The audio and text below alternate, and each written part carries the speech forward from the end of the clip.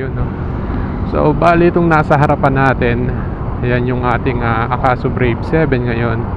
At ang gamit natin ngayon sa ating helmet, ito nga, ito naman yung bagong bili natin na EOSIC S60. At yun na nga mga kasadik na. So nagolo ko na nga siya at ito na. Nasa Balibago na kami at nagpaparinig nga si Mrs. dahil nga siya ang sponsor ng aking nasa Balibago na pero gusto ko lang lumipad. Excited ako siya ang sabi ko alas 9 na pero alas 8 pa lang talaga. So para lang maaga kami pumunta. ayun naririnig niyo ba yung sinasabi ng asawa ko? Siya kasing sponsor ng aking camera ngayon. At nagpaparinig nga siya, no? At siya nga ay naguyo. Bali siya ang sponsor ng ating camera ngayon. Kaya medyo masama ang loob. At ang aga ko nga siyang ginising kasi ang usapan namin, pupunta kami nga dito at bibili na nga yung GoPro na yun. Yung action camera na yun, napaaga yung gising ko sa kanya. At ayun, bali ngayon ipupuntahan na natin, pupunta tayo kay ALX. Yan, shoutout sa iyo ALX. At pupunta na kami ni Mrs. doon. Bibilhin na namin yung action camera na napili namin nung time na pumunta kami doon. So bali ang gamit nga pala natin ngayon is Akaso Brave 7. So ito yung kuha ng ating Akaso Brave 7 ngayon. Kasi maggagawa tayo ng video at titignan natin yung pag nagkaiba ng Akaso at yung EOSIC ba yun? EOSIC S60, yung bagong labas nila. Bali, ito yung kuha natin ngayon is Akaso Brave 7 at mamaya itatry naman natin yung bagong kuha natin ng camera. And quality ng boses natin ngayon sa akin Akaso Brave 7 na naka-external microphone tayo.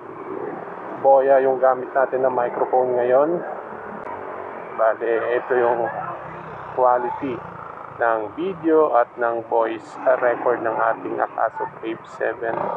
At ngayon nga, so nandito na tayo sa Balibago nga, no? Papunta tayo ng Dawu ngayon.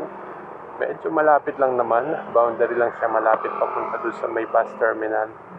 And titignan natin kung makakahingi tayo ng discount kay ALX. Baka naman po.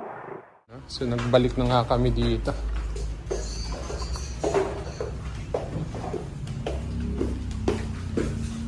Hi boss. Kumusta? Yung camera yung ito sa S60. Magkano ba yung S9? S9 na sir. Oo. 5.5. 5.5. Tapos 300 na siya. Cash na yun. Papa. Pwedeng bank transfer Sa S60 naman, 70. cash na yun. Tapos 300. Paggamit na talaga. Goods talaga. Yan rin yun ang pagkakama ng GoPro. Kung makikita nyo sir, tingnan nyo. Parang GoPro yan. Touchscreen and dual screen LCD sir.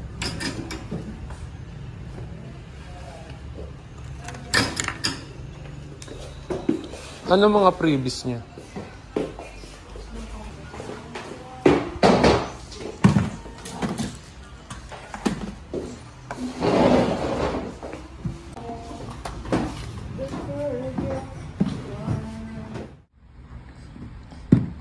Bali sir, download na lang ko yung application.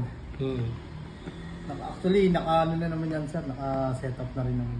1080p yung gamit. Naka-setup siguro dyan. Naka 2.7K 30. 1080p yung gamit. Sige, setup.